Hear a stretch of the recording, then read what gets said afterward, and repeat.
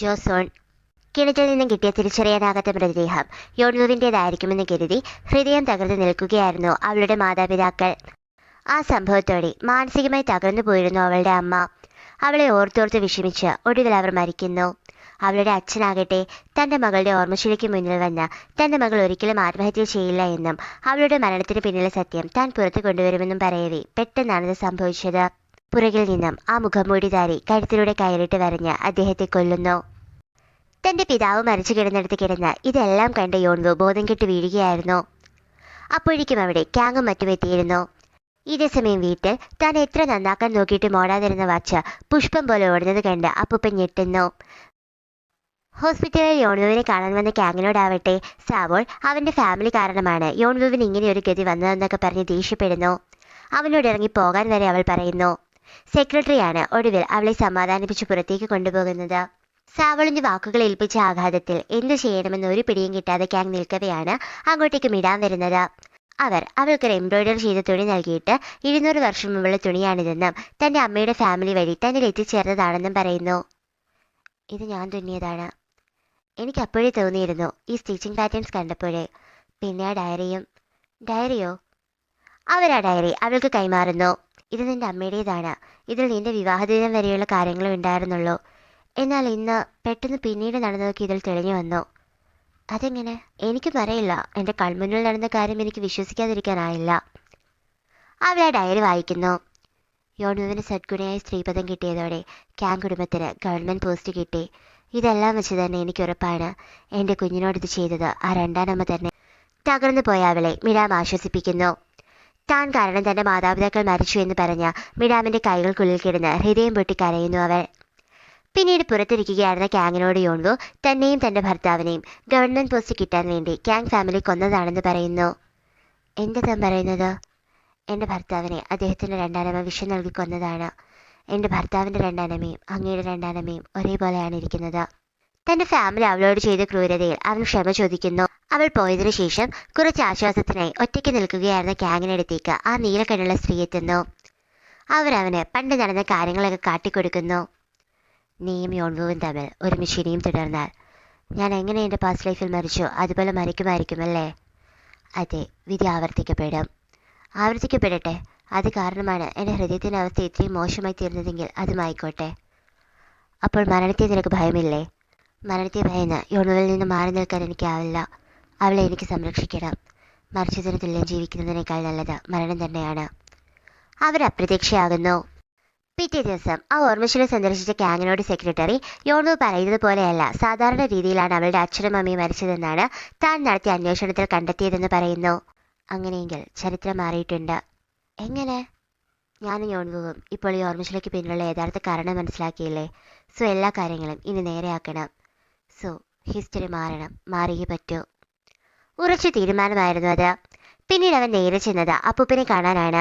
അവൻ അപ്പൂപ്പനോട് രണ്ടാനമ്മയെ പുറത്താക്കുന്ന കാര്യം അടുത്ത മീറ്റിങ്ങിൽ താൻ മുന്നോട്ട് വയ്ക്കാമെന്ന് പറയുന്നു. അങ്ങനെ തന്നെ വേണം മോനെ, നമുക്ക് ഒരുമിച്ചെല്ലാം നേരെയാക്കാം. അതിനുശേഷം പുതിയ CEO ഞാനൊരു ബിസിനസ് എക്സ്പേർട്ടിനെ സജസ്റ്റ് ചെയ്യും. എന്നിട്ട് ഞാൻ വൈസ് പ്രസിഡന്റ് സ്ഥാനം ഒഴിയൂ. അപ്പോൾ നീ രണ്ടും കൽപ്പിച്ചാണോ? ആ ലൈവ് വീഡിയോ ഞാൻ വെറുതെ ചെയ്തതല്ല അപ്പൂപ്പ.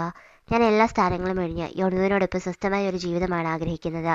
നീ ആ ബന്ധം അവസാനിപ്പിച്ചു എന്നല്ലേ പറഞ്ഞത്? ഒരു പെണ്ണിന് വേണ്ടി നീ കമ്പനി ഉപേക്ഷിക്കുന്നോ? നിന്റെ പേരൻസ് മരിച്ചിട്ടും പൊന്നുപോലെ നിന്നെ നോക്കി വളർത്തിയെന്ന് ഇതാണോ നീ എനിക്ക് നൽകുന്ന സമ്മാനം? ദേഷ്യത്തോടെ അയാൾ എഴുന്നേറ്റ് അവനെ വടിവെച്ചടിക്കുന്നു. ഒന്നും മിണ്ടാതെ അവൻ പോകുന്നു. എല്ലാം നഷ്ടപ്പെട്ടവനെ പോലെ അപ്പൂപ്പനിരിക്കുന്നു. വൈകിട്ട് വീട്ടിൽ വന്ന സെക്രട്ടറി കാണുന്നത് സങ്കടപ്പെട്ടിരിക്കുന്ന സാവോളിനെയാണ്. അവൾ യോൺവുവിനെ നോക്കാനായി ക്യാങ്ങിൻ്റെ വീട്ടിൽ സ്റ്റേക്ക് പോയതായിരുന്നു. എന്നാൽ യോൺവു അവളെ തിരികെ പറഞ്ഞുവിടുന്നു. അതിൻ്റെ പേരിൽ സാവോളിന് ഒരുപാട് സങ്കടം വരുന്നു. നോക്കൂ സാവോൾ, യോൺവു അങ്ങനെ ചെയ്തത് ഇനിയെങ്കിലും നീ നിന്റെ ജീവിതം ജീവിക്കാനാ. യോൺവുവിനായി നീ ആവശ്യത്തിൽ കൂടുതൽ ചെയ്തു കഴിഞ്ഞു. ജോസോണിലും ഇപ്പോൾ ഈ കൊറിയയിലും. പിന്നെ നിനക്ക് ആരുമില്ല എന്ന് ചിന്തയൊന്നും വേണ്ട. നിനക്ക് ഞാനില്ലേ? യോൺവുവും ക്യാങ്ങുമാകട്ടെ തങ്ങൾക്കെതിരായ വിധിയെ ഒരുമിച്ച് നേരിട്ട് എല്ലാം ശരിയാക്കാമെന്ന് പ്രതിജ്ഞ ചെയ്യുന്നു. തിരികെ പോയി അവരെ നിരീക്ഷിച്ച ആ കറുത്ത വസ്ത്രധാരിയും ഉണ്ടായിരുന്നു. സാവോൾ ആകട്ടെ തന്നോട് ഇഷ്ടക്കുറവുള്ള സെക്രട്ടറിയുടെ അനിയത്തിയെ തൻ്റെ സ്വതസിദ്ധമായ ശൈലിയിലൂടെ മെരുക്കിയെടുക്കുന്നു. താൻ നല്ല കുക്കാണെന്നാണ് ഞാൻ കേട്ടത്. എനിക്ക് നല്ലൊരു കെഞ്ചി ഫ്രൈഡ് റൈസ് ഉണ്ടാക്കി തന്നാൽ ഞാൻ നിങ്ങളെ അപ്രൂവ് ചെയ്യാം. Okay done. ഇതെല്ലാം മാറിയിരുന്ന് കണ്ട സെക്രട്ടറി ആനന്ദാശ്രു പൊഴിക്കുന്നു. പിറ്റേന്ന് കഴിക്കാനായി വന്നിരുന്ന അനിയനോട് അപ്പൂപ്പൻ അവനും അവൻ്റെ അമ്മയും ആ വീടും കമ്പനിയും വിട്ട് പോവുകയാണെന്നും അതിനാൽ കുറച്ചുകൂടി റെസ്പോൺസിബിൾ ആവണമെന്നും പറയുന്നു. അവൻ ഈ കാര്യം ചെന്ന് തൻ്റെ അമ്മയോട് ചോദിക്കുമ്പോഴാകട്ടെ അങ്ങനെ ഒരു പ്ലാനും തനിക്കില്ല എന്നാണ് അവർ പറയുന്നത്. പിന്നെ എന്തിനാ അപ്പൂപ്പൻ അങ്ങനെ പറയുന്നത്? അമ്മയാണോ ക്യാങ്ങിൻ്റെ അസുഖത്തിൻ്റെ കാര്യം കമ്പനിയിൽ മൊത്തം പാട്ടാക്കിയത്? അമ്മയ്ക്ക് എങ്ങനെ തോന്നി അങ്ങനെ ചെയ്യാൻ? ഞാൻ കമ്പനിയുടെ ഭാവി മാത്രമാണ് നോക്കിയത്. എന്നിട്ടിപ്പോൾ എന്തായി? കമ്പനിയിൽ നിന്ന് പോട്ടെ, ഈ വീട്ടിൽ നിന്നിറങ്ങാനല്ലേ അപ്പൂപ്പൻ പറയുന്നത്? അയാൾ പലതും പറയും. ഇത്ര ദൂരം വന്നിട്ട് ഇനിയൊരു മടക്കം നിന്റെ അമ്മയ്ക്കില്ല. അവനവൻ്റെ അമ്മയെ തടയാൻ നോക്കുന്നുണ്ടെങ്കിലും ആ കൈ തട്ടി മാറ്റി അവർ പോകുന്നു. എന്തെങ്കിലും പ്രശ്നമുണ്ടോ? എന്തോ പറയാനാന്നേ, ഓരോരോ ജീവിത പ്രശ്നങ്ങൾ. എന്ത് ജീവിത പ്രശ്നം? നല്ലൊരു വെൽത്തി ഫാമിലിയിലല്ലേ താൻ ജനിച്ചത്? കാശിന് മുട്ടില്ലാത്ത ജീവിതം, പിന്നെ എന്ത് വേണം? Wealthy family. ആ ഫാമിലിയിൽ ജനിച്ചതിൽ റിഗ്രറ്റ് ചെയ്യാത്ത ഒരു ദിവസം പോലും ഇല്ല എനിക്ക്. തനിക്കറിയാമോ, എല്ലാ കാര്യത്തിലും എന്നേക്കാൾ മുൻപന്തിയിലുള്ള ഒരു ചേട്ടൻ. തൊട്ടടുത്ത നിമിഷം എന്താണ് ചെയ്യാൻ പോകുന്നതെന്ന് പ്രെഡിക്റ്റ് ചെയ്യാൻ പോലും പറ്റാത്ത സ്കേറിയായ ഒരമ്മ. പിന്നെ ചേട്ടൻ മാത്രം കൊച്ചുമകനായിട്ടുള്ള ഒരു അപ്പൂപ്പൻ. ഇതിനെല്ലാം ഇടയിൽ ഞാനൊരു വ്യക്തിയുണ്ടോ എന്ന് പോലും അവിടെ ആർക്കും അറിയില്ല. That's why I am worried about you. എനിക്ക് പോലും അഡ്ജസ്റ്റ് ചെയ്യാൻ പറ്റാത്ത ആ ഫാമിലിയിൽ എങ്ങനെ താൻ സർവൈവ് ചെയ്യുമെന്ന് ഓർത്തിട്ട്. But you are different you know. നീ പിടിച്ചു നിൽക്കുന്നുണ്ട് അവിടെ. അതാ എനിക്ക് തന്നെ ഇഷ്ടം. വർഷങ്ങളായി അഡ്ജസ്റ്റ് ആവാൻ ഞാൻ സ്ട്രഗിൾ ചെയ്യുന്നിടത്ത് താൻ വിജയിച്ചു. ഇങ്ങനെ എന്നോട് മനസ്സ് തുറക്കണമെങ്കിൽ എന്തെങ്കിലും ഈ മനസ്സിനെ വേദനിപ്പിച്ചു കാണുമല്ലോ. എന്ത് പറ്റി? എന്ത് പറ്റാനാ എന്ന് പറഞ്ഞു പോകുന്ന അവനെ നോക്കി സംശയത്തോടെ അവൾ ഇരിക്കുന്നു. വൈകുന്നേരം വീട്ടിലെത്തിയ ക്യാങ്ങിനെയും യോൺവുവിനെയും സാവോളിയും സെക്രട്ടറി കഴിഞ്ഞ ദിവസം അവരെ ഫോളോ ചെയ്ത ആ കറുത്ത വസ്ത്രധാരിയുടെ CCTV ദൃശ്യം കാട്ടുന്നു. അപ്പോൾ നമ്മൾ ഉദ്ദേശിച്ച പോലെ തന്നെ രണ്ടെണ്ണം ആളെ വെച്ചിട്ടുണ്ട്. ഇനി ആരാണ് ഇയാളെന്ന് കണ്ടുപിടിക്കണം. അതിന് മറുപടിയായി ഒന്നും പേടിക്കേണ്ടതെന്നും തനിക്ക് കൃത്യമായ പ്ലാൻ ഉണ്ടെന്നും സെക്രട്ടറി പറയുന്നു. അങ്ങനെ സാവോളും സെക്രട്ടറിയും കൂടി ആ കറുത്ത വസ്ത്രധാരിയെ ഫോളോ ചെയ്ത അയാളുടെ കാറിനടിയിൽ GPS ഒളിപ്പിച്ചു വെക്കുന്നു. ഇതേസമയം മിരാമിൻ്റെ ഓഫീസിൽ ആകെ ടെൻഷൻ നടക്കുകയായിരുന്നു യോൺവു. അവളുടെ ഡ്രസ്സ് വാങ്ങാനായി US ഒരു MPയും അവരുടെ മകളും എത്തുന്ന ദിവസമായിരുന്നു അത്. അവർ കൊറിയൻ നാഷണൽസ് ആയിരുന്നു. അന്ന് നടന്ന ഫാഷൻ ഷോയിൽ അവളുടെ ഡ്രസ്സ് കണ്ടിഷ്ടപ്പെട്ട് തനിക്കും തൻ്റെ മകൾക്കുമായി ഡ്രസ്സ് വാങ്ങാൻ എത്തിയതായിരുന്നു അവർ. അവരെ കണ്ട് യോൺവു ഞെട്ടിപ്പോകുന്നു. ജോസോണിൽ വെച്ച് അവളുടെ ഡ്രസ്സ് വാങ്ങാനെത്തിയ കൊട്ടാരത്തിലെ സ്ത്രീയായിരുന്നു ആ MP. അവരുടെ മകളാവട്ടെ ആ രാജകുമാരിയും. എന്തായാലും അവർക്കിടയിൽ നല്ലൊരു സൗഹൃദം തന്നെ ഉടലെടുക്കുന്നു. ക്യാങ്ങിൻ്റെ ടീംമേറ്റ്സ് ആവട്ടെ ഈ അവസരം അവരുടെ US ബ്രാഞ്ചിൻ്റെ ഓപ്പണിങ്ങുമായി ബന്ധപ്പെട്ട് മുതലെടുക്കാനും തീരുമാനിക്കുന്നു. അന്ന് രാത്രി ക്യാങ്ങും യോൺവുവും ഒരു ഡേറ്റ് നൈറ്റിനൊക്കെ പോകുന്നു. പിറ്റേന്ന് തൻ്റെ വിശ്വസ്തനിൽ നിന്നും US MP യോൺവുവിൻ്റെ ഡ്രസ്സ് വാങ്ങാനെത്തിയ കാര്യവും അവരെ വെച്ച് US ബ്രാഞ്ച് അഡ്വർടൈസ് ചെയ്യാൻ ക്യാങ് ശ്രമിക്കുന്നുണ്ടെന്ന് പറഞ്ഞ രണ്ടാനമ്മയ്ക്ക് ദേഷ്യം വരുന്നു. ക്യാങ്ങിനെ ഇങ്ങനെ വിട്ടാൽ ശരിയാവില്ല. അവനെ പൂട്ടാൻ പറ്റുന്ന രീതിയിൽ എന്തെങ്കിലും ചെയ്യണം. എന്തെങ്കിലും എന്ന് വെച്ചാൽ എന്ത്? മനസ്സിലായി മാം. തങ്ങളുടെ US ബ്രാഞ്ച് ലോഞ്ചിന് മുന്നേ ഒരു ഫംഗ്ഷൻ നടത്താൻ ക്യാങ് തീരുമാനിച്ചിരുന്നു. അതിൻ്റെ മെയിൻ ഗസ്റ്റായ US MPയോടുള്ള ഇൻ്റർവ്യൂ ക്വസ്റ്റ്യൻസ് ആ ക്രിഷ് പെണ്ണ് യോൺവുവിന് നൽകുന്നു. അതുമാത്രമല്ല താനാണ് അവളുടെ ഡിസൈൻസ് ലീക്കാക്കിയതെന്നും ഡ്രസ്സ് കീറിയതെന്നും പറയുന്നു. ഞാൻ ചെയ്തത് തെറ്റാ, പക്ഷേ അതെനിക്ക് ക്യാങ്ങിനോടുള്ള പ്രണയത്തിൻ്റെ പേരില്ല. I am sorry. എനിക്ക് എൻ്റേതായ റീസൺസ് ഉണ്ടായിരുന്നു. തുടർന്ന് പോകാനൊരുങ്ങിയ അവളോട് യോൺവു അവളെ വിശ്വസിച്ച് അവളോടൊപ്പം ജോലി ചെയ്ത ടീംമേറ്റ്സിനോട് ഇത് ചെയ്യരുതായിരുന്നുവെന്നും പ്രായശ്ചിത്തമായി ഇനി വരുന്ന ഫംഗ്ഷൻ നന്നായി നടത്താൻ നോക്കാനും പറയുന്നു. ക്യാങ് ആകട്ടെ ഓരോ ദിവസവും കൂടുതൽ റൊമാൻറ്റിക്കായി വരുന്നു. അവളുടെ പണി പോലും എടുക്കാൻ അവൻ സമ്മതിക്കുന്നില്ല. ഒടുവിൽ അവളിറങ്ങി ഓടുക വരെ ചെയ്യുന്നു. പിറ്റേ ദിവസമായിരുന്നു US ബ്രാഞ്ച് ലോഞ്ച് ഫംഗ്ഷൻ. എല്ലാവരും അതിൻ്റെ തിരക്കിലായിരുന്നു. ഇതിനിടയിൽ വെള്ളം വെക്കുന്ന ആളുടെ വേഷത്തിൽ അവിടെ കടന്നുകൂടിയ കറുത്ത വസ്ത്രധാരി ഒരു കുപ്പി വെള്ളത്തിൽ എന്തോ ഒരു മരുന്ന് കുത്തിവെക്കുന്നു.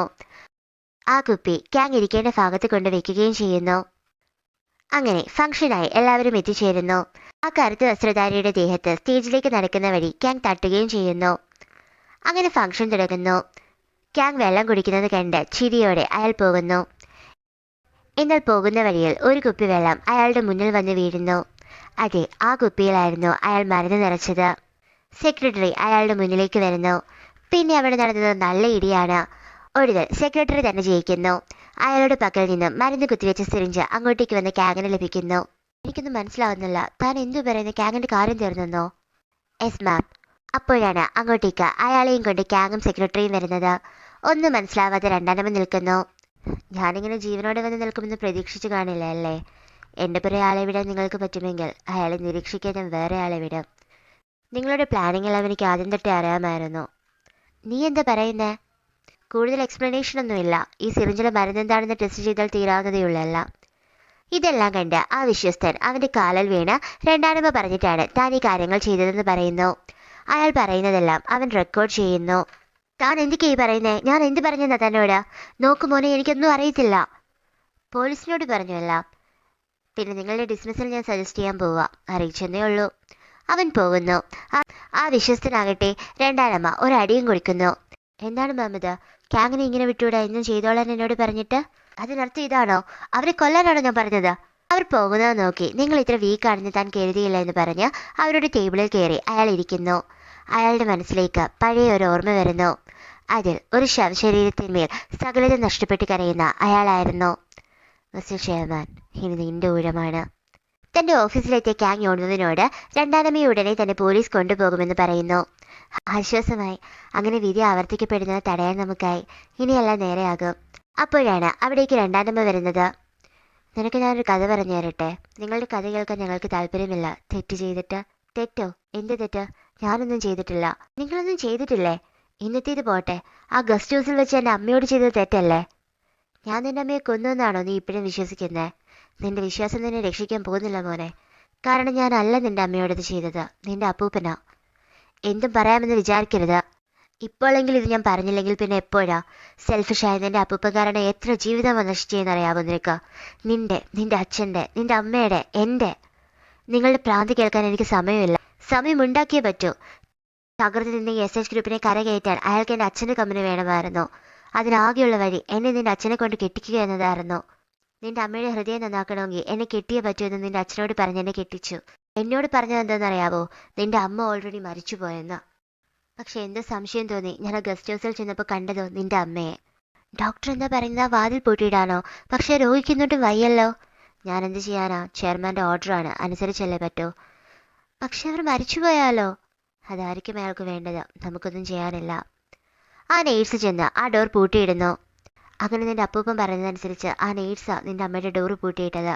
എന്നെപ്പോലെ തന്നെ സംശയം തോന്നി ആ ഗസ്റ്റ് ഹൗസിൽ നീയും ഉണ്ടായിരുന്നു എന്ന് ഞാൻ അറിഞ്ഞില്ല. നിന്റെ അമ്മയ്ക്ക് വയ്യാതെ സഹായത്തിനായി നീ ആ കഥക് തുറക്കാൻ ശ്രമിക്കുന്നത് വരെ. ആ കഥക് തുറക്കാൻ ഞാൻ എൻ്റെ മാക്സിമം നോക്കി, പക്ഷെ കഴിഞ്ഞില്ല. അപ്പോഴേക്കും അടുത്തടുത്ത് വരുന്ന നിന്റെ അപ്പൂപ്പൻ്റെ ശബ്ദം കേട്ട് അദ്ദേഹം എന്നെ പിടിക്കുമെന്ന ഭയത്താൽ ഞാൻ ഓടി പറഞ്ഞു. നീ കണ്ടത് ആ സീന. നീ അത് കണ്ടുവെന്ന് മനസ്സിലാക്കിയത് കൊണ്ട് നിന്റെ അപ്പൂപ്പനെ എല്ലാ കുറ്റവും എൻ്റെ തലയിൽ കെട്ടിവെച്ചു.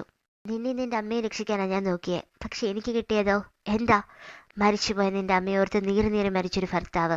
നിന്നെ മാത്രം കൊച്ചുമകനായി കണ്ട് തന്റെ ആഗ്രഹത്തിനൊത്ത് കളിക്കുന്ന ഒരു കുട്ടിക്കുരങ്ങനായി നിന്നെ വളർത്തിയെടുക്കുമായിരുന്നില്ലേ നിന്റെ അപ്പൂപ്പൻ, അല്ലേ? യാഥാർത്ഥ്യം ഉൾക്കൊള്ളാനാകാതെ തകർന്ന തരിപ്പണമായി ക്യാങ് ഇരുന്നു പോകുന്നു. ഇതേ സമയം തന്റെ അടുത്ത കളിക്കുള്ള കരുക്കൾ നീക്കുകയായിരുന്നു അപ്പൂപ്പൻ. ആരെയോ ഫോൺ വിളിക്കുന്നു അയാൾ. ഞാനാണ്. എനിക്കായി ഒരു കാര്യം കൂടി ചെയ്യാനുണ്ട്. എന്താവാം മറിഞ്ഞിരുന്ന യഥാർത്ഥ വില്ലന്റെ അടുത്ത നീക്കം? അറിയാൻ കാണൂ അടുത്ത എപ്പിസോഡ് ലൂണ ടോക്സിലൂടെ മാത്രം.